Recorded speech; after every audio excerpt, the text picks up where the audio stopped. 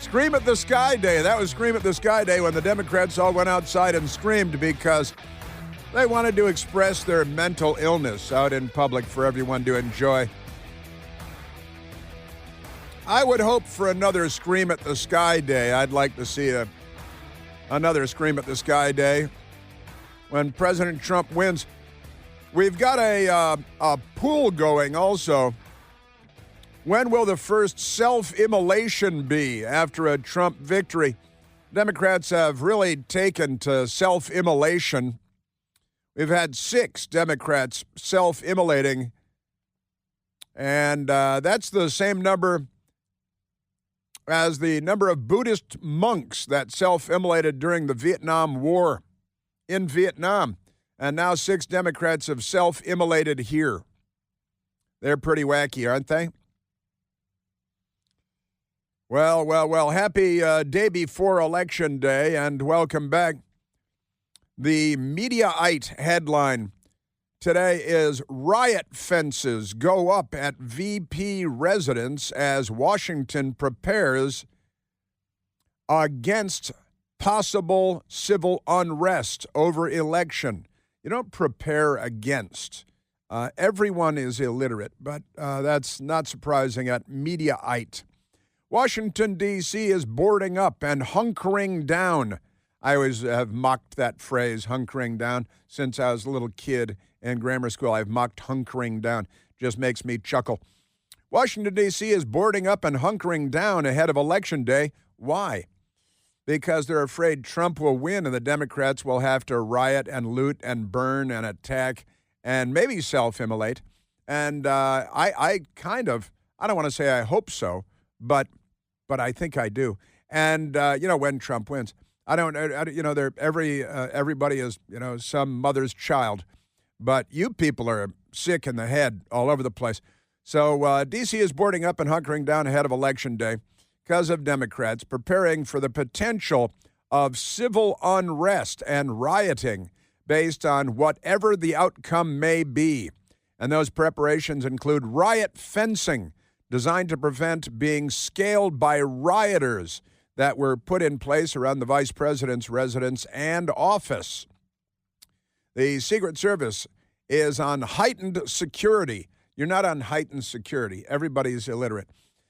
You're on heightened security if you're illiterate for both former President Donald Trump and Vice President Kamala Harris in a campaign season that's already seen attempted assassinations, at least 2 of them against President Trump, and featured extreme rhetoric regarding the candidates by the Democrats. Everybody's Hitler and fascists and the end of democracy and it could be the end of America as we know it, which is what Barack Obama was promising, the fundamental transformation of America. And here it is. Rings of new security fencing enveloped the White House, the U.S. Capitol, and Vice President Kamala Harris's residence on Sunday as federal and district authorities braced for potential unrest in Washington following Tuesday's presidential election. This has never been the case before. This is, I like to point out, they're not liberals. They're the left. The left is here, the God's honest or Satan's honest left, because dog is their co-pilot and everything. The Washington Post reported on Sunday that they're preparing for unrest because, the Democrat Party has a long and storied history of mob political violence. A work crew was seen installing anti-climb fencing outside Vice President Kamala Harris's federal home at the Naval Observatory. The Washington Times adds in its report, the Democrat presidential candidate's residence already has a wrought iron fence and a security station at the front gate, plus, and giant dogs and motion sensors and all kinds of stuff. But crews added the special fencing along most of the property perimeter lining Massachusetts Avenue Northwest. And again, my best girl and I drove by it yesterday. We commented on the new fencing because, we know what's up with the Democrats. Freelance photojournalist Andrew Layden shared photos and video of those preparations on his X and YouTube accounts. And here's the Andrew Layden stuff. And then again, around the White House, I talked about it last week, they're putting spikes, not just the usual spikes, but new pointy, sharp spikes that will stab you and make you bleed and impale you because Democrats love blood. It's amazing. Around town, local businesses, too, are being boarded up against the worst. Whoever's writing this is essentially illiterate, but never mind that. That's normal now. And there are road closures coming for the vice president's watch party as well, the police said in a notification posted to social media, because they've got a watch party, the Big Loser Party, one would hope.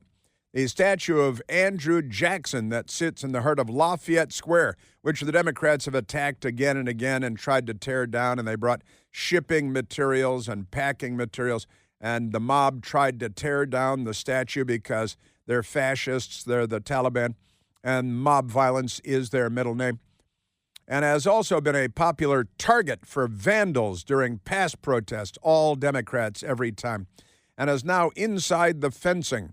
Some of the fencing surrounding the White House appeared to be topped with barbs. They're spikes, really. There also appeared to be a stage under construction between the White House and Lafayette Square. That's for the inauguration. I guess they must have just moved to Washington or something. Multiple office and retail buildings were boarded up just west of the White House on Pennsylvania Avenue Northwest. I'm heading down there later on today myself. One office building, which houses a U.S. post office, had the entire front facade covered in sturdy wooden planks. They should be sturdy, don't you think? Sturdy American wood, maybe Canadian wood. Another building diagonally across the street had Pete's Coffee and a Potbelly sandwiches. They have the peppers. The peppers are delicious. Boarded up thoroughly enough that the two businesses had signs reassuring customers that they're still open. Just amazing stuff. So this is because the Democrat Party is a violent criminal mob of violent criminals. What else would they be full of? Don't be silly. Come on. Womp, womp, womp. And the Washington Examiner, as the election nears, a final torrent of BS. Final torrent of BS. That's by Byron York. At the everybody knows Byron York at the Washington Examiner. As election nears, a final torrent of BS. Sure. Vice President Kamala Harris got some terrible news going into the last weekend of the presidential campaign when the Labor Department reported the economy had added just 12,000 jobs in October. Even with hurricanes and a Boeing strike, economists had expected job gain of 100,000 to 110,000 jobs. Instead, the number was just 12,000 jobs. In addition, the Labor Department revised figures for August and September downward by 112,000 jobs. Boy, the Democrats, I'm telling you. Remember when we told you about the crime being down? We were lying to you.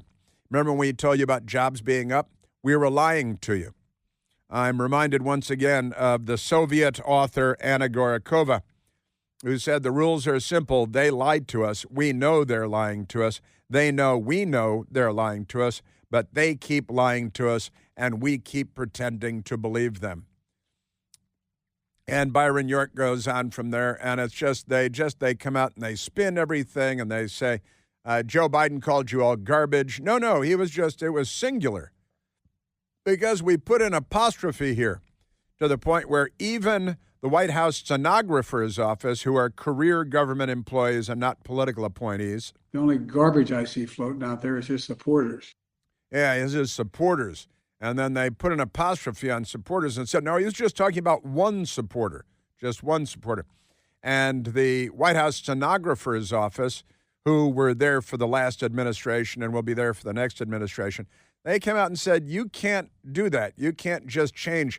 This is for the official record for the United States government and the White House, and the president goes to the National Archives for history, and they just change it because they're like communists or fascists, if you prefer. I think Hitler would do this, but an American president wouldn't. Isn't that amazing? Just amazing stuff. All right, now let's get to this nitwit Democrat Congressman Jamie Raskin, the lost Marx brother, right? Because this guy, he lies all the time, and he gives me the creeps. He's got scales on him. He's a very dishonest man, not a good man at all. But he came out a couple of months ago and said that if President Trump wins, that he and his radical left-wing lunatics in Congress are going to gin up a way to stop him from becoming president again. And how are they going to do that? Well, he's talking about civil war, going on to a civil war footing to prevent Donald Trump from assuming the office of the president, assuming that he wins the presidential contest. And here is Congressman, Democrat, Maryland, Jamie Raskin. What can be put into the Constitution can slip away from you very quickly. And the greatest example going on right now before our very eyes is Section 3 of the 14th Amendment, which they're just disappearing with a magic wand, as if it doesn't exist, even though it could not be clearer what it's stating. And so, they want to kick it to Congress. So it's going to be up to us on January 6, 2025, to tell the rampaging Trump mobs that he's disqualified. And then we need bodyguards for everybody and civil war conditions, all because the 9 justices, not all of them, but these justices who have not many cases to look at every year, not that much work to do, a huge staff, great protection, simply do not want to do their job and interpret what the great 14th Amendment means. Lion, Sacagawea, wait, a civil war footing. And why would there be raging Trump mobs if Trump has won the election? This guy is very severely mentally limited. He's an unintelligent man, but he's just smart enough to be a danger to our democracy, to civilization. And that's Jamie Raskin, a Democrat congressman. Just appalling. What a house of horrors. I'm trying to keep it clean. So the resurfaced video now shows Representative Jamie Raskin, Democrat, Maryland, unveiling a plan for Congress to implement civil war conditions to disqualify former President Trump if he wins the November presidential election. According to Legal Insurrection, Raskin's comments were given in February during an appearance at Politics and Prose, a radical left-wing bookstore in Washington, D.C., prior to the Supreme Court's ruling that individual states could not prohibit Trump from appearing on the ballot by using the 14th Amendment. So Raskin at this left-wing bookstore where they go have circle fests and they think they do fentanyl and parade their confusion and their mental limitations, extraordinary stuff. So the Maryland Democrat claimed that if the Supreme Court ruled that states could not remove Trump from the ballot, which is what fascists do, then Congress would have to act to disqualify the former president from a second term in the White House. He said, the court is going to have to save us. The court's going to have to save us. And he says, so that means the only thing that really works is people in motion amending the Constitution. They're going to amend the Constitution. I got to tell you, because it could slip away very quickly. I just did in the middle of your sentence, you little fascist, you little Nazi. You should be goose-stepping around with an armband, fascist boy. Amazing stuff. Civil war, we're all going to need bodyguards. He said there would be civil war conditions. This is the Democrat Party, the party of the first Civil War in the United States of America, Jefferson Davis and firing on Fort Sumter and all that stuff. You know, that football season is heating up. You may have noticed even yesterday and more tonight. And Prize Picks is the best place to get real money sports action while you're watching football. With more than 10 million members and billions of dollars awarded in winnings, Prize Picks has made daily fantasy sports accessible to all of us. The app is really incredibly simple to use. You pick 2 or more players across any sport. You pick more or less based on their projections, and you could win up to 100 times your money.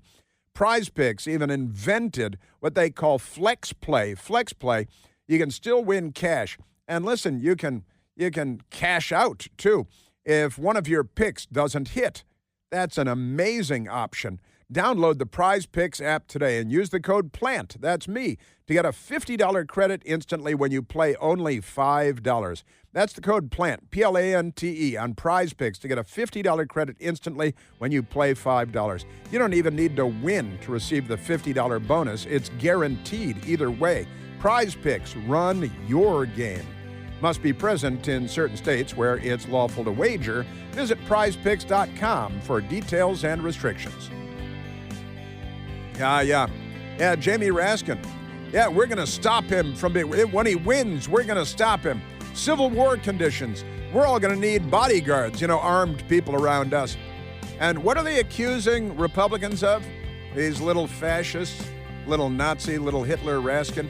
So it's going to be up to us on January 6, 2025 to tell the rampaging Trump mobs that he's disqualified. And then we need bodyguards for everybody in Civil War conditions.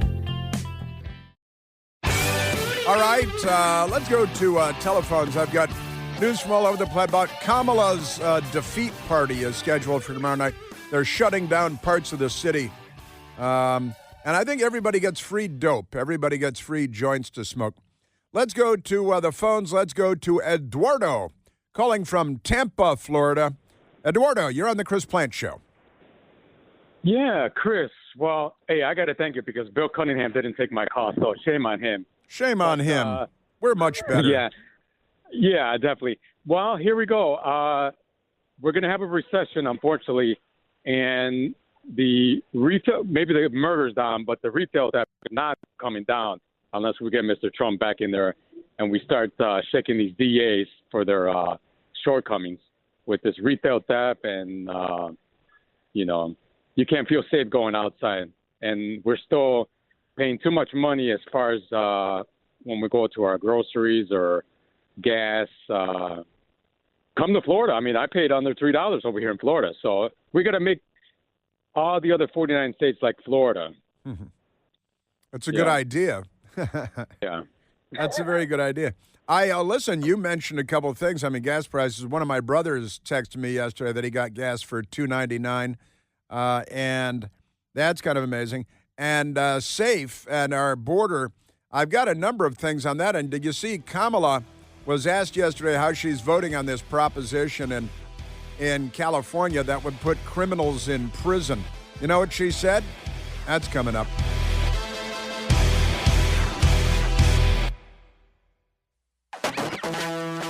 Now, Kamala Harris is theoretically from California and Canada, of course. High school, a lot of Canada stuff. She's really barely an American at all. Isn't that true? That's the family traditions, American family traditions? No, not really. And then as a teen going to Canada and high school and start college in Canada, not really on our side at all, is she? But in California, she votes in California. She's been vice president here for about 4 years. I think she lives here for that. Before that, she was a senator. You're a senator from California. You vote in California. But nevertheless, and notwithstanding, in California, Kamala Harris and her friends, they passed a law making crime legal because they love crime. And in California, you can walk into any store, bring 4 of your best friends. Each of you can steal $950 worth of whatever they have there, shoes or clothes or food or whatever it is, $950. And then they just leave it alone. It's not really a crime at all. Then sane people came along and said, well, wait a minute. People are being run out of business because they're being looted by you guys that made looting legal. The Democrats made looting legal. Now, you can take, again, for your friends, you go and steal all this stuff, and it's fine. $950, $1,000, just call it $1,000. You get 4 friends, so $5,000 worth of stuff stolen by 5 guys who then leave with all your stuff, and then they can come back later in the afternoon and do it all over again. Do it in the morning, then come back in the afternoon, do it all over again. Put you out of business in a day. And the Democrats said, yeah, that's good. That's good. because we're brain damaged. We're severely brain damaged. Now, Prop 36 is on the ballot. Prop 36 would make shoplifting a felony for repeat offenders. So you can still do it until you get caught once, right? And then you have to be convicted, and then you probably shouldn't do it again because the second time you might get in trouble, right? Isn't that amazing? And this Prop 36 would make shoplifting a felony, but only for repeat offenders, okay? The Prop 36 would increase penalties for some drug charges like fentanyl, and sentencing for selling certain drugs like fentanyl, heroin, cocaine, methamphetamine could also lead to lengthier sentences because fentanyl is killing so many people and heroin and methamphetamine killing so many people that in California they're starting to think, hey, wait a minute, maybe we should have laws here regarding this stuff and we shouldn't be Mad Max beyond Thunderdome with babies lashed to the grill of our crazy trucks, but that's their thing.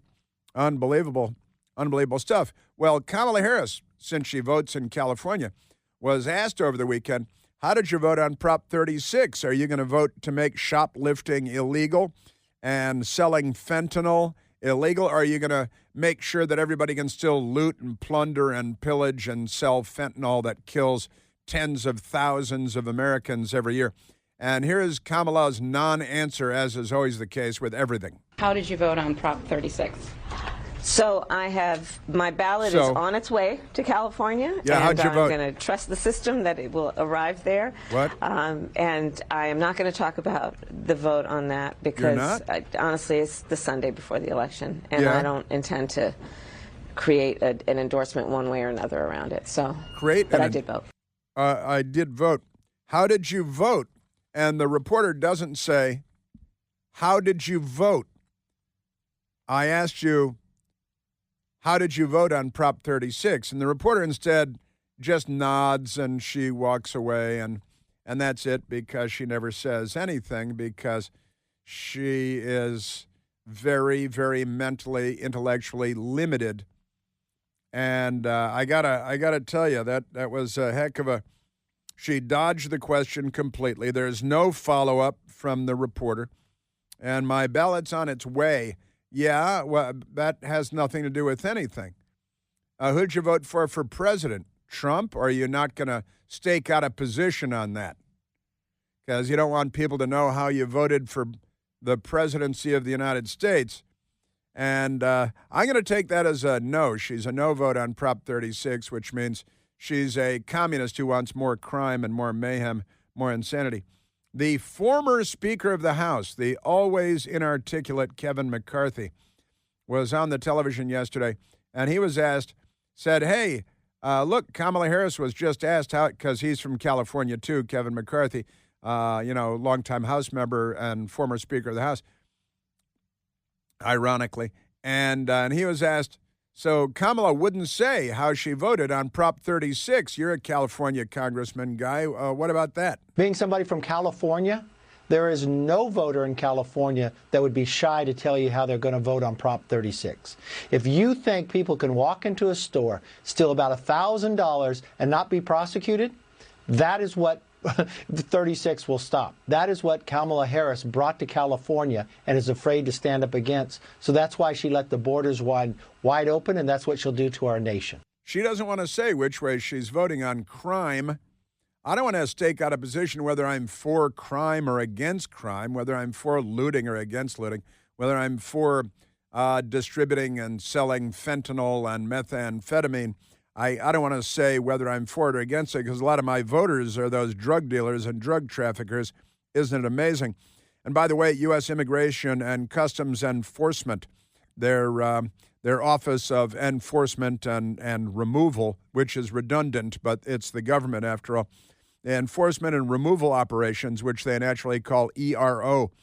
The Houston, Texas field office removed 25 unlawfully present non-citizens, that is to say illegal alien criminals, from the United States in the month of October who were all convicted of at least one child sex offense while in the country illegally. 25 just in Houston. 25 child rapists, right? Notable among the non-citizens removed during the month were 2 documented gang members. Now, they're undocumented illegal aliens, but they're documented gang members, and a Mexican national who was convicted of a child sex offense and removed from the United States in 2020, only to illegally re-enter the country and be convicted again in 2021 of committing a second child sex offense involving minors, plural, right? And the head of the ERO Houston field office, Brett Bradford, said the 25 non-citizens that ERO Houston removed last month alone illegally entered the country and then proceeded to prey on the innocence and vulnerability of children. Unconscionably, one of the non-citizens, illegal alien, that we removed was convicted of a child sex offense and deported, and then he illegally re-entered the country and committed a second child sex offense. Now, Kamala Harris is not sure where she stands on that. Democrats have facilitated this kind of behavior because you will know them by their deeds and not their words, and their deeds make it abundantly and unambiguously clear that they would like more of this kind of conduct because they open our borders. And by the way, speaking of the fascist, militaristic Democrat mob, the Democrat Mayor Muriel Bowser in Washington, D.C. is holding a briefing today on security plans for Election Day and inauguration, right? And that's 2:30 today. But before that, at 2 o'clock, members of the National Guard Bureau Joint Staff Operations Team will be available to discuss and take your questions, not yours, of course, regarding the National Guard's various election support roles at the state and national levels during a virtual, listen to this now, off-the-record media roundtable at 2 p.m. today. Why would that be off the, you fascist B-words, honestly. So the National Guard, they're militarizing the election. You got to keep that in mind. And the Washington Post reports today that they're going to have snipers, plural, and drones over us for Election Day because they're making everything better. Isn't it great? Just amazing stuff. I remember landing under sniper fire. That was Hillary. She remembers landing under sniper fire. That was Bosnia. She was lying. And you remember the video emerged of her landing in Bosnia and a little girl giving her a gift of a bouquet of flowers because just amazing. Amazing stuff, you Democrats. Yeah, that's what I was just looking at. Let's go to number 6 because also the front page of the Washington Post, every story a lie. It's just amazing. You see that Hugh Hewitt, the wonderful conservative radio talk show host Hugh Hewitt, was working with and for the Washington Post and Jeff Bezos, Dr. Evil. And it was on Friday morning, right, when he was doing a back and forth with the Washington Post, this online thing that they do. And Jonathan Capehart, who is an obnoxious, annoying putz, infuriated Hugh Hewitt to the point where he just said, enough of this stuff, and got up and yanked off his microphone and threw it off. Turns out he actually quit. He didn't just walk away from this little streaming event. He quit the Washington Post. I just don't appreciate being lectured about reporting. Jonathan Capehart. Many times you come here saying lots of things that aren't I will based come in back, fact. Jonathan. I'm done. I'm done. This is the most unfair election ad I have ever been a part of. You guys are working. That's fine. I'm done. Final. I'm done. That's it. And he walked away. Good for Hugh Hewitt. He's a good guy. I like him very much. Smart man, good guy, on the side of all that is right and true. Wonderful. And he walked away from the Washington Post. And I have my Washington Post in my hand. And the front page today has Russia feigns indifference as it roots quietly for Trump. That's the headline on the front page of the Washington Post. Isn't it amazing? It appeared to be Russia's strongest endorsement of the U.S. presidential candidate to date. Asked whether he had a preference for Donald Trump or Kamala Harris, Russian President Vladimir Putin gave a sly smile. Our favorite. We actually have audio of Vlad the Impaler. Vlad the Impaler Putin, who endorsed Kamala Harris, and before that he endorsed Joe Biden. And he did do it smirking because everybody knows he wants the weakest American leader you can find anywhere in the world. But this was before Joe Biden was kicked out and kicked to the curb by the Democrat Party, the crime bosses, the party bosses. And Vlad the Impaler was asked about a year ago, about a little less than a year ago, who do you support in the American presidential race? We talked not long ago, and you asked who would be preferred as future president of the United States.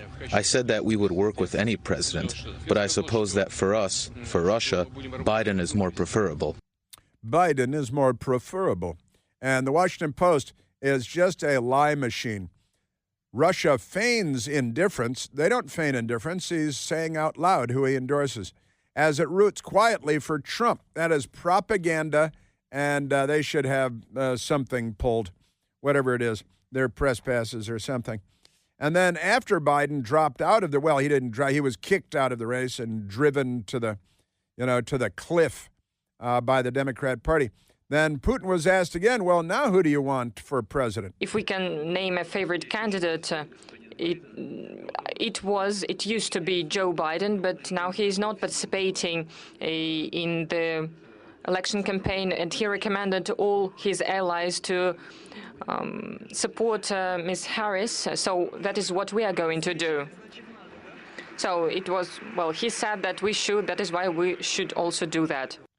Ask any dim-witted Democrat, and I have, and they say, well, whatever Putin says, the opposite is true. So that means he really supports Trump when he says he supports Biden, and he says he supports Kamala. No, he wants the weakest, most hapless, feckless, incompetent, easy to intimidate American leader, Vlad the Impaler, being asked again the same question. Her laugh, she's laughing, her laugh is so fascinating. It means that everything is good, and if everything is good, it means that, for instance, if we're speaking about Joe Biden, there are so many sanctions against Russia introduced, and if everything is good with Ms. Harris, maybe she'll refrain herself from such measures, or maybe she'll change them.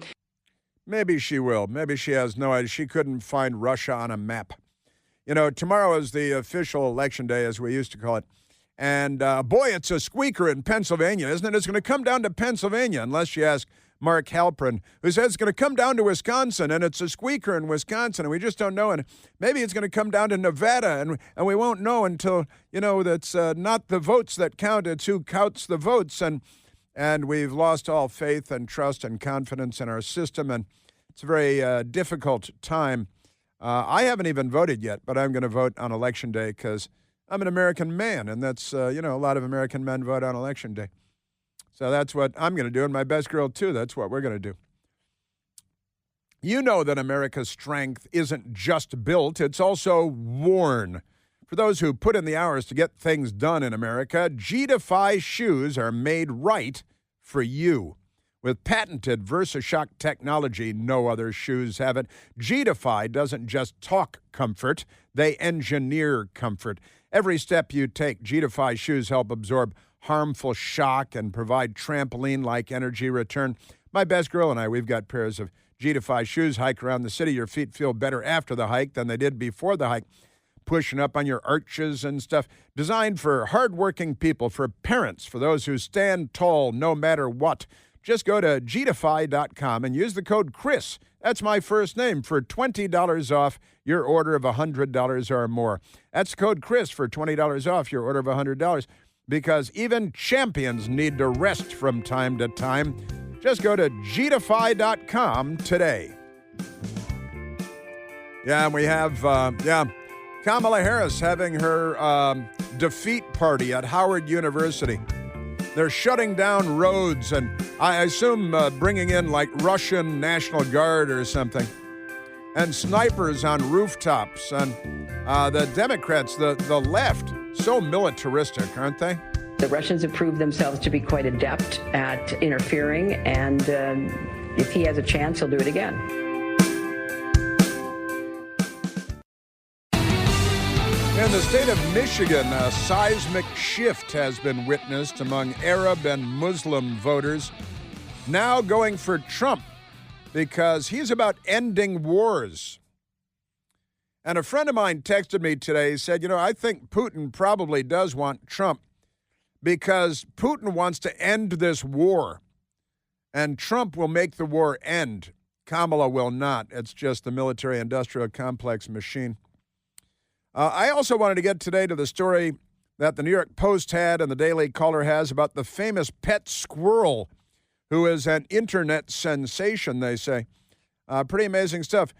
Pet squirrel rounded up by New York authorities and executed. They murdered the squirrel. Mark Longo, man in his 30s, in his neighborhood in New York State, the mom of the squirrel was run over by a car and killed, and he got a baby squirrel, and he started feeding the squirrel, and the squirrel kind of became his pet. And then he set up internet pages for this squirrel named Peanut. And they got an Instagram page and a Facebook page, and they do videos of the squirrel who enjoys, being on the internet, having fun.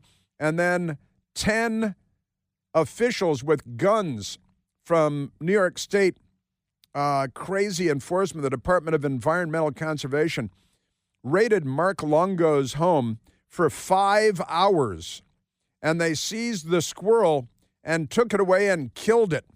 They also took away his pet raccoon, and they killed his pet raccoon. It's completely crazy. They raided the home. They followed him to the bathroom and checked behind the tank. They harassed his wife, who is German, about her immigration status because he does internet videos with a pet squirrel named Peanut. Sig Heil, meine Schatzi.